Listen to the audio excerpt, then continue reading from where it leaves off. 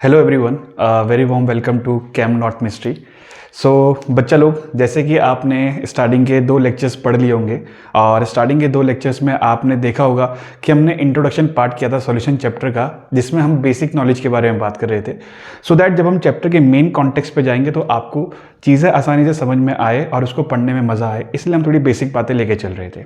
तो आज जो कि हमारा सॉल्यूशन चैप्टर का 3rd पार्ट है वीडियो का, तो आज हम जानेंगे मोलैरिटी एंड मोलैलिटी के बारे में, जिसमें हम लोग थोड़े से कॉन्सेप्ट सीखेंगे, एनसीईआरटी के कुछ न्यूमेरिकल्स है वो भी प्रैक्टिस करेंगे, सो दैट जब हम आगे जाके लॉज पढ़ेंगे और उसमें न्यूमेरिकल्स करेंगे तो वहाँ पे वो चीज़ हमारे लिए और भी आसान हो जाए। तो चलिए बच्चों, शुरू करते हैं मोलैरिटी से, जो कि हमारे पास 4th कंसंट्रेशन टर्म है। क्योंकि अगर आपने प्रीवियस वीडियो देखी होगी तो प्रीवियस वीडियो में हमने mass percentage, mass by volume percentage and volume percentage तक की बात कर ली थी। तो आज हम करते हैं अपने 4th कंसंट्रेशन टर्म के बारे में, that is your molarity. That is your molarity denoted by capital M. तो बच्चा लोगों, मोलैरिटी की अगर मैं डेफिनेशन बनाऊं, ठीक है ना, तो डेफिनेशन के हिसाब से ये होता है आपके पास number of moles of solute dissolved in 1 liter of solution। ठीक है, क्या होता है बच्चे? Number of moles of solute dissolve in 1 litre of solution. अगर आप एनसीईआरटी की बुक देखेंगे तो वहां पे इन की जगह लिखा होगा पर लीटर ऑफ सॉल्यूशन। पर एक चीज आप खुद सोचिए, जब आपको जो चीज आसानी से समझ में आ सकती है तो उसको आसान वे में समझते हैं। तो अगर मैंने यहां पे इन लिख भी दिया तो क्या दिक्कत है? इसका मतलब तो यही हुआ ना कि सॉल्यूट के मात्रा, सॉल्यूट की quantity with respect to number of moles, किसके हिसाब से? नंबर ऑफ मोल्स के हिसाब से किसी सॉल्यूशन के अंदर, कितने सॉल्यूशन के अंदर? 1 लीटर सॉल्यूशन के अंदर। तो 1 लीटर सॉल्यूशन के अंदर सॉल्यूट की मात्रा कितनी है, ठीक है ना, in the terms of number of moles, तो उसकी ही पढ़ाई को, उसकी ही जानकारी को हम लोग मोलैरिटी कहते हैं। तो अगर हम मोलैरिटी का फॉर्मूला बनाएं तो एक चीज आप लोगों को जो नोट करनी पड़ेगी, यहां पे लेट कर लेते हैं। वैसे ए और बी कंपोनेंट माने जाते हैं, पर आपको क्योंकि आपको जो चीजें हैं वो आसान लगे, उसके हिसाब से ले लेते हैं कि हम ए को सॉल्वेंट मान लेते हैं और बी को कुछ देर के लिए हम लोग सॉल्यूट मान लेते हैं। इससे क्या होगा, जो मैं फॉर्मूला डिराइव करूंगा वो आपको याद भी हो जाएगा और आसान भी लगेगा। तो देखिए बच्चों, पहले लिखा हुआ है नंबर ऑफ मोल्स। अब नंबर ऑफ मोल्स के बारे में आप लोग पढ़ के आए होंगे क्लास 11 में, जिसमें नंबर ऑफ मोल्स जो होते हैं, number of moles denoted by n. Formula होता है इसका गिवन मास अपॉन में molar mass, given mass upon में मोलर मास। तो अगर मैं इसका इस्तेमाल करूं तो it will be like molarity, molarity जिसका सिंबलाइज फॉर्म है capital M, is equals to number of moles. Definition का पहला पार्ट क्या है? Number of moles. तो नंबर ऑफ मोल्स का सिंबलाइज फॉर्म क्या है? एन। तो यहां लिख दिया भैया हमने एन। तो नंबर ऑफ मोल्स हो गया एन, किसके नंबर ऑफ मोल्स? सॉल्यूट के। और सॉल्यूट का सिंबलाइज फॉर्म क्या रखा हुआ है हमने? बी। तो हमने क्या लिखा हुआ है यहाँ पे? बी। तो यहाँ पे लिख दिया हमने बी। तो ये बन गया number of moles of solute. क्या बन गया? Number of moles of solute. Divide कर देंगे इन 1 litre of solution, in 1 litre of solution. 1 litre, 1 litre क्या हो गया बच्चे? 1 लीटर का मतलब हो गया वॉल्यूम। तो वॉल्यूम का मतलब यहां पे आ जाएगा वी, और किसका? सॉल्यूशन का। किसका? सॉल्यूशन का। किसमें? इन लीटर्स। किसमें आ जाएगा? इन लीटर्स। और ये बन जाता है आपके पास मोलैरिटी का फॉर्मूला। ये क्या बन जाता है आपके पास? मोलैरिटी का फॉर्मूला। अब जैसे जैसे आप इसमें आगे बढ़ोगे तो आप एक चीज देखोगे बच्चा लोग, कि होता यह है कि ये फॉर्मूला आपके पास एक इनडायरेक्ट तरीके से काम आता है जब क्वेश्चन के अंदर दिया रहता है कि 5 मोलर कोई चीज है या 2 मोलर कोई चीज है, तो वहां पे इस कॉन्सेप्ट से हम वैल्यूज निकालते हैं, जो हम आगे जाके सीखेंगे।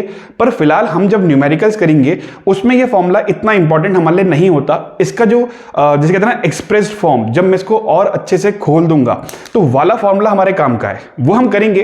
पर पहले इसकी यूनिट निकाल लेते हैं। तो एनबी मतलब number of moles of solute, solute के मोल्स। तो मोल्स का फॉर्मूला हो गया आपके पास, यूनिट होगी मोल, और वॉल्यूम किसमें? लीटर में, दैट मीन लीटर। तो आपकी यूनिट क्या बन गई बच्चे? मोल पर लीटर, जिसको आप लोग लिख सकते हो मोल लीटर इनवर्स। क्या लिख सकते हो? Mole litre inverse. और आप इसको कैपिटल एम से भी डिनोट कर सकते हो। अगर आपको यूनिट में सिर्फ कैपिटल एम लिखा हुआ है, दैट मीन आपके पास वहां पे क्या गिवन है? मोलैरिटी गिवन है बच्चा। तो होप सो आपको ये समझ में आया होगा that molarity is number of moles of solute dissolve in 1 litre of solution, जिसमें फॉर्मूला बनता है n B, that mean number of moles of solute dissolve in B solution, मतलब 1 लीटर ऑफ सॉल्यूशन, जो कि किसमें दिया हुआ है? लीटर में दिया हुआ है।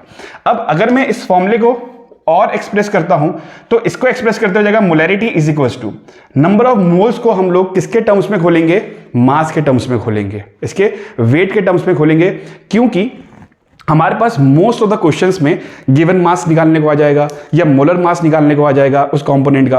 तो इसीलिए हम लोग क्या करते हैं, फॉर्मूले को थोड़ा एक्सप्रेस फॉर्म में लिखते हैं। तो इससे क्या हो जाएगा, number of moles of solute, तो नंबर ऑफ मोल्स का फॉर्मूला हो गया गिवन मास, तो गिवन मास मतलब हो गया बच्चे W। तो गिवन मास किसका, सॉल्यूट का मास, किसका मास बच्चे, सॉल्यूट का मास, अपॉन में जब गिवन मास सॉल्यूट का रखा है तो उसका ही क्या रखेंगे, मोलर मास भी रखेंगे। तो इसलिए हो जाएगा WB अपॉन में MB, साथ में रखेंगे V सॉल्यूशन, साथ में रखेंगे V सॉल्यूशन। अब अगर आप मेरे साथ स्टार्टिंग से पढ़ रहे हो और आपने मेरी दोनों वीडियोस देखी है तो उसमें आपने एक चीज देखी होगी कि हम SI यूनिट का इस्तेमाल नहीं करते हैं मोस्ट ऑफ द टॉपिक्स में या मोस्ट ऑफ द क्वेश्चंस में। हम किसका इस्तेमाल करते हैं, पर्टिकुलर इस चैप्टर में, इस सॉल्यूशन चैप्टर में हम यूज कर रहे हैं कॉमन यूनिट का। तो कॉमन यूनिट क्या आती है हमारे पास, मिलीलीटर। तो होता यह है बच्चा कि जब आप न्यूमेरिकल्स देखोगे तो उसमें मोस्ट ऑफ द क्वेश्चन क्या है, मोस्ट ऑफ द क्वेश्चन तो ML में दिए रहेंगे। अब ML में दिए रहेगा, फिर उसको आप लीटर में कन्वर्ट करोगे, फिर क्वेश्चन को आगे बढ़ाओगे। इट्स बेटर कि आप उसे क्या करो, आप उसे डायरेक्ट ही इन मिलीलीटर लेके चलते हैं, इन ml, और इन ml है तो आप ऊपर क्या करोगे, 1000 से मल्टीप्लाई कर दोगे और ये आपका फॉर्मूला बन गया। किसके हिसाब से, ये फॉर्मूला बन गया अगर आपका वॉल्यूम ml में गिवन है। पर क्योंकि मैं यहां पे 1000 से मल्टीप्लाई कर रहा हूं तो मेरी यूनिट चेंज नहीं होगी, मेरी अभी भी यूनिट क्या रहेगी, मोल लीटर इनवर्स ही रहने वाली है। मेरी यूनिट अभी भी मोल लीटर इनवर्स ही रहेगी, क्योंकि मैंने ml को, भले ही मैंने वॉल्यूम यहाँ पे ml में रखा हो पर मैंने 1000 से डिवाइड मतलब मल्टीप्लाई कर दिया ऊपर, दैट मीन्स मैंने ml को पहले ही डायरेक्ट तरीके से लीटर में कन्वर्ट कर दिया। बस अब मुझे क्या करना है, अपना एक क्वेश्चन उठाना है, उसमें ml में वैल्यू डालनी है और इसको सॉल्व कर देना है। तो होप सो बच्चा लोगों आप लोगों को मोलैरिटी टर्म जो है वो समझ में आ गई होगी कि मोलैरिटी का मतलब होता क्या है। मोलैरिटी का मतलब क्या होता है, number of moles of solute dissolve in 1 litre of solution. Formula क्या है, number of moles of solute upon में V सॉल्यूशन, जो कि लीटर के अंदर होना चाहिए। यूनिट है मोल लीटर इनवर्स या फिर कैपिटल M से भी आप लोग डिनोट कर सकते हो। अगर हम बात करते हैं इसके एक्सप्रेस फॉर्म की, तो एक्सप्रेस फॉर्म में हमने नंबर ऑफ मोल्स के फॉर्मूले को खोल दिया है, जिसका मतलब हो गया गिवन मास अपॉन में मोलर मास, और वॉल्यूम हमने साथ ही साथ यहां पे रख दिया ml में, और ml में क्योंकि वॉल्यूम है तो हमने 1000 से मल्टीप्लाई करके अपनी यूनिट का कन्वर्जन भी कर लिया, जो कि मोल लीटर इनवर्स ही रहने वाली है। तो इसको बोलते हैं हमारे पास मोलैरिटी।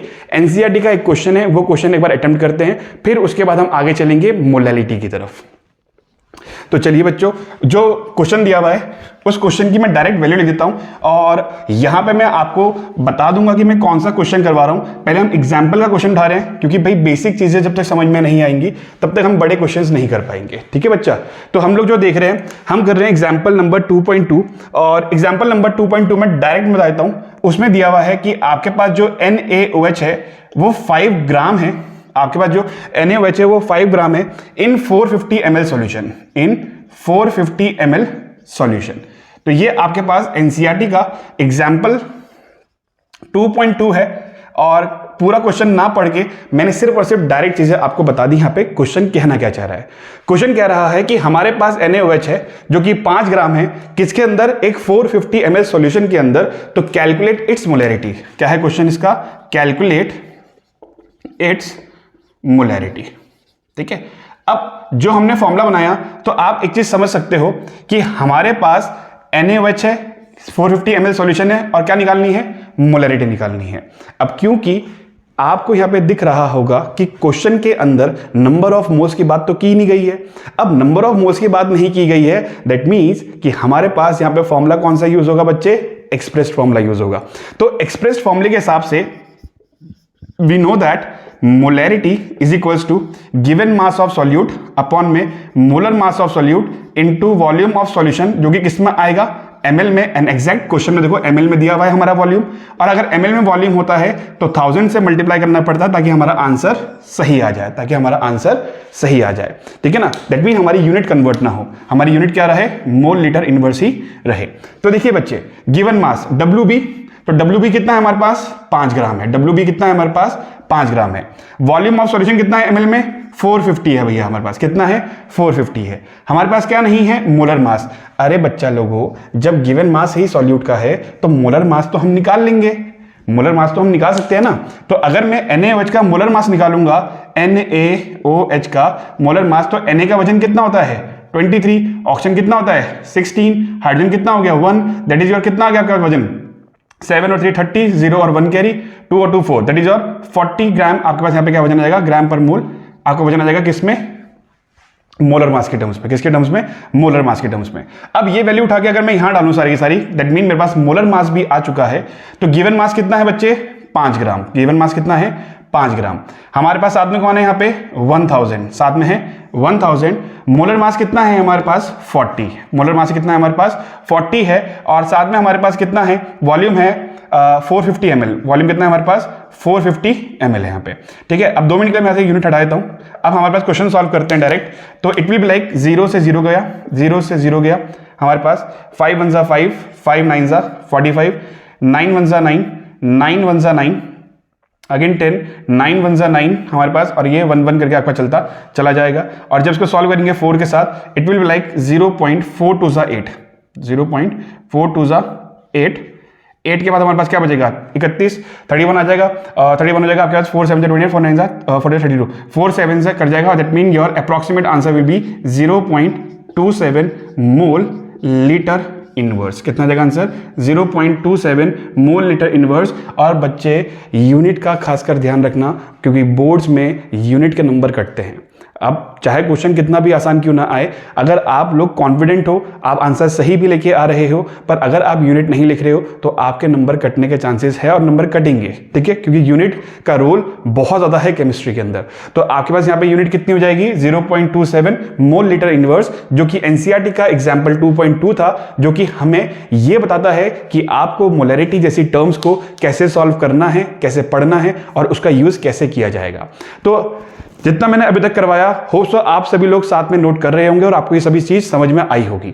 अब आज चलते हैं हम अपने सेकंड टॉपिक की तरफ, जो कि रहने वाला है मोलैलिटी। और हमारे पास जो बेसिक चीजें हैं जो हमारे चैप्टर में काम आने वाली है, उसमें से आधी से ज्यादा चीजें हमारी कवर हो चुकी है। बस हमारा एक मेन पार्ट और रह जाएगा, that is your mole fraction, जो कि नॉर्मेलिटी और फॉर्मेलिटी भी है। मैंने आपको बोला था मैं करवाऊंगा, बट वो हमारे बोर्ड के लिए इतना इंपॉर्टेंट नहीं है, वो तो बस हमारे एक चैप्टर में हमें पढ़ना है, तो उसके लिए हम उसको पढ़ लेंगे।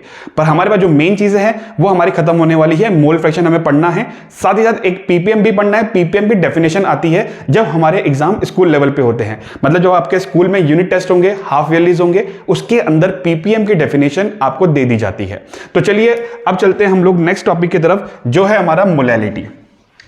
ठीक है, तो मोलैलिटी के बारे में बात करते हैं, और उसका भी एक न्यूमेरिकल करेंगे एनसीईआरटी का, जिससे हमें मोलैलिटी और अच्छे से समझ में आ जाएगी, और हम लोग फिर अच्छे से तैयार हो जाएंगे अपने चैप्टर के न्यूमेरिकल्स को और आगे के टॉपिक्स को पढ़ने के लिए। तो हमारे पास अब आ रही है हमारी 5th concentration term, that is your molality, that is your molality. अब मोलैलिटी जो है वो हमारे पास सिंबलाइज्ड है स्मॉल m से। किसे सिंबलाइज्ड है बच्चे, स्मॉल m से। डेफिनेशन लिखे इसकी, तो डेफिनेशन है number of moles of solute dissolved in 1 kg of solvent, dissolved in 1 kg of solvent। तो जैसे कि आप देख सकते हैं यहां पे जो सबसे पहली चीज आपको देखने को मिल रही होगी वो है kg। दैट मीन यहां पे क्या गिवन है बच्चे, वेट, और यू कैन से मास, ठीक है ना। यहां पे आपके बात चल रही है वेट के हिसाब से। अब वहां पे किस में बात चल रही थी, वॉल्यूम के हिसाब से, कि किसके हिसाब से, वॉल्यूम के हिसाब से बात चल रही थी मोलैरिटी के अंदर। और दूसरी चीज जो आप नोट करोगे वो है यहाँ पे सॉल्वेंट। यहाँ पे किसके रिस्पेक्ट में बात चल रही है, सॉल्वेंट के रिस्पेक्ट में। तो कभी आपसे कोई मेजरली पूछ लेता है कि मोलैरिटी और मोलैलिटी में डिफरेंस क्या है, तो आपके पास सबसे मेन डिफरेंस ये है कि वो वॉल्यूम पे काम करता है, ये क्वांटिटी पे काम करता है। वहां पे चीजें सॉल्यूशन पे डिपेंड करती है और यहां पे चीजें सॉल्वेंट पे डिपेंड करती है। तो चलिए बच्चे इसका फॉर्मूला बनाते हैं। अगेन आपको याद होगा अभी हमने ए को क्या माना था, ए को माना हुआ है हमने कंपोनेंट सॉल्वेंट का, और बी को माना हुआ है हमने सॉल्यूट का सिंबलाइज्ड फॉर्म। तो देखते हैं, फॉर्मूला बनाते हैं। Number of moles, okay, molality denoted by small m is equals to number of moles. तो भैया नंबर ऑफ मोल्स तो हो गए n, किसके नंबर ऑफ मोल्स, सॉल्यूट के, तो n के नीचे क्या लगा दिया हमने, b लगा दिया। That mean number of moles of solute divided by 1 kg of solvent. 1 kg मतलब वजन, उसका वेट, तो 1 kg ऑफ सॉल्वेंट। अब सॉल्वेंट का सिंबलाइज्ड फॉर्म तो है मेरे पास, तो क्या मैं यहां पे WA नहीं लिख सकता, अब देखो फॉर्मूला पढ़ के देखो, number of moles of solute dissolve in 1 kg of solvent, dissolve in 1 kg of solvent. तो यहां पे लिख भी देता हूं इन केजी, किस में चाहिए हमें, ये केजी में चाहिए। और अगेन ये चीज आपको डायरेक्ट न्यूमेरिकल करने में हेल्प तो नहीं करेगी, क्योंकि डायरेक्ट न्यूमेरिकल यहां से नहीं आते हैं सच, पर ये चीज आपको किस में वर्क करेगी, ये आपको जब डेटा दिया होगा, आपको दिया होगा इन अ 5 मोलर सॉल्यूशन, तो आपको ये डेटा, तब ये डेटा आपको मदद करेगा इससे नंबर ऑफ मोल्स निकालने में। वो आगे सीखेंगे तब आपको और अच्छा मजा आएगा, पर फिलहाल के लिए आपको फॉर्मूला डिराइव हो गया। यूनिट निकाल लेते हैं। तो नंबर ऑफ मोल्स की यूनिट क्या होती है, मोल, और क्योंकि ये वजन है केजी में तो अपॉन में केजी, तो यूनिट बन गई इसकी मोल पर केजी। और इसको लिख सकते हो आप लोग मोल केजी इनवर्स। क्या लिख सकते हो बच्चे, मोल केजी इनवर्स। या फिर आप इसको लिख सकते हो स्मॉल m, या फिर आप सिर्फ अपने आंसर के पीछे स्मॉल m भी लिख सकते हो। तो ये तीनों चीजें आप इस्तेमाल कर सकते हो अपने मोलैलिटी को एक्सप्रेस करने के लिए। तो होप सो आपको ये मोलैलिटी टर्म भी समझ में आ गया होगा, और मोलैलिटी जिस तरीके से समझाई गई है वो एक बेसिक तरीका था, उससे आप लोग कभी भी मोलैलिटी को नहीं भूलोगे। और अगर आपने कंपोनेंट मान के पढ़ाई करी है तो आप फॉर्मूला खुद से ड्राइव कर सकते हो, आपको कभी भी फॉर्मूला रटने की जरूरत पड़ेगी ही नहीं। तो हमारे पास क्या बन गया, number of moles of solute dissolve in 1 kg of solvent, और ये रहा आपका फॉर्मूला। एक्सप्रेस फॉर्म में लिख लेते हैं, क्योंकि हमें भी पता है इसमें से न्यूमेरिकल एज सच नहीं बन पाएंगे। तो एक्सप्रेस फॉर्म हो जाएगी मोलैलिटी इज इक्वल्स टू, पहले नंबर ऑफ मोल्स को खोल दें, that is given mass upon molar mass. तो गिवन मास अपॉन में मोलर मास, तो गिवन मास किसका होगा भैया, सॉल्यूट की बात कर रहे हो तो मास भी तो सॉल्यूट का ही लोगे, और सॉल्यूट की ही बात करें तो मोलर मास भी सॉल्यूट का ही होगा। साथ में कौन है हमारे पास, वेट ऑफ सॉल्वेंट। अब दोबारा से एक चीज, जैसे कि मैंने आपको पहले वाली टॉपिक में बताया मोलैरिटी में, कि क्वेश्चन तो हमें लीटर में दिया हुआ है, दैट मीन फॉर्मूला तो लीटर में है, पर क्वेश्चन के अंदर जो वॉल्यूम यूज किया गया होगा वो ml में होगा। उसी प्रकार से, उसी तरीके से हमारे पास यहां पे जो वेट है वो केजी में ना होके किस में होगा बच्चे, वो ग्राम में होगा। अब जब ग्राम में होगा तो हम पहले से ही कन्वर्जन कर देते हैं, और जब हम पहले से ही कन्वर्जन कर देंगे तो हमारे पास यहां पे आंसर डायरेक्टली, जो कि हमारे पास ग्राम में क्वेश्चन दिया रहेगा, उसके लिए मैं यहां पे 1000 से मल्टीप्लाई करूंगा और मेरी यूनिट में कोई भी बदलाव नहीं आएगा। मेरी यूनिट अभी भी क्या रहेगी, मोल केजी इनवर्स ही रहने वाली है। बस शर्त यह है कि अब जो वेट होगा मेरे पास किसी भी क्वेश्चन में वो ग्राम में दिया रहेगा, और अगर क्वेश्चन में ग्राम में वेट नहीं दिया हुआ है तब आप ये 1000 वाली टर्म इस्तेमाल नहीं करेंगे। तो हमारे पास क्या बना मोलैरिटी का formula, given mass of solute upon molar mass of solute into weight of solvent, और साथ में 1000 से मल्टीप्लाई, क्योंकि वेट ग्राम्स में दिया हुआ है। तो इसके लिए भी हम करते हैं एनसीईआरटी का एक क्वेश्चन, और इसी तरीके से हमारी वीडियो को हम यहीं तक रखेंगे फिर क्वेश्चन करके, क्योंकि अगर बड़ी वीडियोस बनाऊंगा दोस्तों, फिर अगेन कह रहा हूं, बड़ी वीडियोस में हो सकता है कि आप लोग भी बोर हो और आपको मजा ना आए नोट्स बनाने में या क्वेश्चंस करने में, इसलिए वीडियोस को छोटा रखेंगे ताकि आपको भी मजा आए चीजों को पढ़ने में और उसको नोट करने में। तो चलिए फटाफट से क्वेश्चन करते हैं, और क्वेश्चन करने के बाद इस वीडियो को फिर एंड करते हैं, फिर तैयारी करते हैं नेक्स्ट पार्ट की, जहां पे बहुत बढ़िया चीज आने वाली है, मोल फ्रैक्शन एंड पार्ट्स पर मिलियन। तो चलिए मोलैलिटी का एग्जाम्पल नंबर देखते हैं हम एनसीईआरटी का, जो कि हमारे पास दिया हुआ है, लेट मी चेक, हाँ एग्जाम्पल 2.3, ठीक है। एग्जाम्पल कौन सा है बच्चे, 2.3 है हमारे पास एनसीईआरटी का, जो हम करने वाले हैं। अगेन मैं डेटा लिख देता हूं डायरेक्ट, ठीक है, मैं डायरेक्ट यहां पे डेटा लिख देता हूं, फिर उसके बेस पे हम लोग क्वेश्चन करेंगे। तो डेटा कहता है हमारे पास, calculate the molarity of 2.5 gram of 2.5 gram of ethanoic acid, 2.5 gram of ethanoic acid, साथ में क्या दिया हुआ है, in 75 gram of benzene, in 75 gram of benzene, in 75 gram of benzene. तो देखिए बच्चे क्वेश्चन में यही है, और साथ में लिखा हुआ है कैलकुलेट मोलैलिटी, कैलकुलेट मोलैलिटी, ठीक है। तो इसको प्रैक्टिस करते हैं, इस क्वेश्चन को सीख गए तो हमें मोलैलिटी को यूज करना आ जाएगा, ठीक है। तो देखो मोलैलिटी का फॉर्मूला क्या था, पहले चलो गिवन लिख लेते हैं, 2.5 ग्राम ऑफ इथेनोइक एसिड। अब इथेनोइक एसिड का फॉर्मूला बनाते हैं, 11th क्लास में आप लोगों ने इसके बारे में आईयूपीएसी सीख ली होगी। इथ मतलब हो गया 2 carbon, that mean CH3 oic है तो मतलब कार्बोक्सिलिक ग्रुप है, तो यहां पे COOH आ जाएगा, तो ये बन गया हमारा CH3COOH आ जाएगा बच्चे। अब हमारे पास क्या होगा, 2.5 ग्राम तो इसका गिवन मास है, ठीक है ना, ये क्या है हमारे पास, गिवन मास है इथेनोइक एसिड का, और बेंजीन के अंदर है इन बेंजीन लिखा हुआ है, तो इसका मतलब बेंजीन है यहां पे सॉल्वेंट, और ये है मेरा सॉल्यूट। तो अगर ये सॉल्यूट है तो मेरे पास क्या गिवन है, WB गिवन है कितना, 2.5 ग्राम, ठीक है। फॉर्मूले के हिसाब से, जो कि फॉर्मूला क्या था, m is equals to W B upon में M B into W A, जो कि किसमें होगा, ग्राम्स में, इंटू में 1000। तो इसको कवर करने के लिए मेरे पास क्या क्या आ गया, मेरे पास अभी तो फिलहाल डब्ल्यू बी आ गया है। अच्छा डब्ल्यू ए कितना है, डब्ल्यू ए है भैया हमारे पास, बेंजीन का वजन कितना दिया हुआ है, 75 ग्राम। कितना दिया हुआ है, 75 ग्राम, मतलब डब्ल्यू ए भी मेरे पास आ गया। अब मुझे चाहिए एम बी, क्या चाहिए मुझे, एम बी। एम बी मतलब क्या हो गया, मोलर मास। तो इसका मोलर मास निकालना है, तो हमारे पास CH3COOH का जब मोलर मास निकालेंगे, it will be like, carbon कितने यहाँ पे, एक और एक, दो कार्बन। तो कार्बन का वजन होता है 12, तो 12 दूनी 24, दैट मीन 24। साथ में हाइड्रोजन कितने, 3 और एक 4, 4 हाइड्रोजन हो गए, और ऑक्सीजन कितने यहाँ पे, 2, 16 दूनी 32, दैट मीन 32। तो हम इसको जोड़ेंगे तो 4 और 2 36 और 40 और 20, दैट इज 60 ग्राम पर मोल। कितनी आ गया, 60 ग्राम पर मोल आ गया हमारे पास MB। क्या आ गया हमारे पास, ये MB आ गया। तो देखो मेरे पास यहाँ पे WA भी है, ठीक है, मेरे पास WB भी है, ठीक है, मेरे पास MB भी निकल गया, जो कि क्वेश्चन में गिवन था। अब मुझे क्या करना है, मुझे तो बस वैल्यू पुट करनी है, और वैल्यू पुट करती क्या आ जाएगा, मेरा आंसर आ जाएगा। तो वैल्यू पुट करें बच्चे, तो वैल्यू आ जाएगी, molality is equals to WB। WB कितना है, 2.5 इंटू 1000 डिवाइडेड बाय MB कितना है, 60 इंटू हमारे पास और क्या है बच्चे, 75 ग्राम है वजन किसका, आपके सॉल्वेंट का। अब सारी वैल्यू जब पुट करेंगे, डेसिमल हटाऊंगा तो यहाँ पे एक जीरो आ जाएगा। तो इस जीरो से अगर मैं डायरेक्ट कट करूं तो जीरो से जीरो, 2 जीरो कट गए, 25 1 जा 25, 3 जा आ जाएगा यहाँ पे। इसको कट करेंगे, 3 1 जा 3, 3 3 जा 9, 3 3 जा 9 एंड 3 3 जा 9, इस तरीके से आ जाएगा।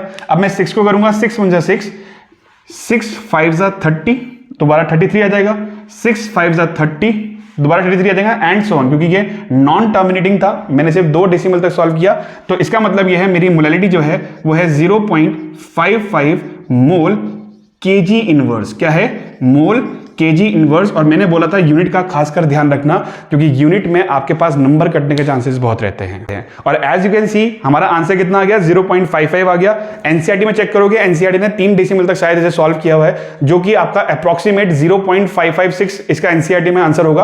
पर हमें कोई बात नहीं, हम 2 डेसिमल तक सॉल्व करेंगे तब भी हमारे नंबर नहीं कटेंगे। तो हमने क्या देखा, हमने पढ़ा था मोलैलिटी। हमने क्या पढ़ा बच्चे, हमने पढ़ा मोलैलिटी। मोलैलिटी का मतलब क्या होता है, number of moles of solute in 1 kg of solvent, in 1 kg of solvent. उसका हमने फॉर्मूला बनाया, फिर उसके ऊपर एक क्वेश्चन किया। साथ ही साथ हमने क्या पढ़ा था, साथ ही साथ हमने पढ़ा था molarity, that is capital M वाला मोलैरिटी, जिसमें हमने पढ़ा था number of moles of solute dissolve in 1 litre of solution. और उसके भी हमने क्या किया था, न्यूमेरिकल किया था, ताकि हमें वो चीज और अच्छे से समझ में आ जाए। होप सो बच्चा लोग, जो आज हमने मोलैरिटी एंड मोलैलिटी पढ़ा वो आपको समझ में आ गया होगा। अगली क्लास में हम लोग मोल फ्रैक्शन एंड पीपीएम को कवर करने की कोशिश करेंगे, और कोशिश करेंगे कि इजी वे में वो भी आपको समझा सके। अगर आपको वीडियो अच्छी लगी हो तो वीडियो को लाइक जरूर करना, और अपने दोस्तों का जरूर शेयर करना, ताकि वो भी घर पे बैठ के केमिस्ट्री पढ़ सके। और जो वो लोग सोचते होंगे कि केमिस्ट्री क्या सच में एक मिस्ट्री है, तो वो भी बोल सके chem is not mystery. Till then take care, bye bye.